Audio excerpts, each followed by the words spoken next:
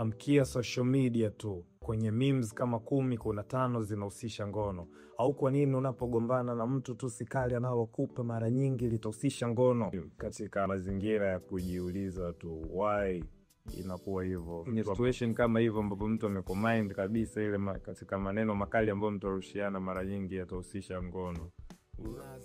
Unaelewa ambavyo namna yana hit hayo maneno yakutana nayo kwenye ugomvi. Okay, watu wanafanya ngono ili wapate kazi, na wengine wanaendekeza ngono wanapoteza kazi. Wengine wana kazi, ngono ndo wanafanya kazi, kwa wengine ni starehe baada ya kumaliza kazi. Inaonyesha namna gani ambavyo ngono inahusika sana na maisha yetu. Ni ngumu kusubiri hadi ukubwani, ikiwa wakubwa na ipromote sana daily na unamsingizia shetani. Ukipitiwa mara 2 na shetani, jua shetani hawezi kwenda bila wewe. Kwa hiyo wewe ongelea kwamba ngono inakuwa ni ngumu kusubiri sana kuifanya. Usubiri hadi let's say utimize miaka 18 ndo uifanye ngono kwa mara ya kwanza, inakuwa ni ngumu sana, kwa sababu ni namna ambavyo iko promoted kwenye jamii ambayo unaishi. Kuna material mengi sana ambayo yanahusisha ngono, unakuwa feeded kwenye akili yako kuanzia ambavyo unakuwa ukiwa mdogo, kuanzia mapema sana. Kwa hiyo inakuwa ni kitu ambacho inaweza kukujengea hali ya kutaka kujaribu kuona hii kitu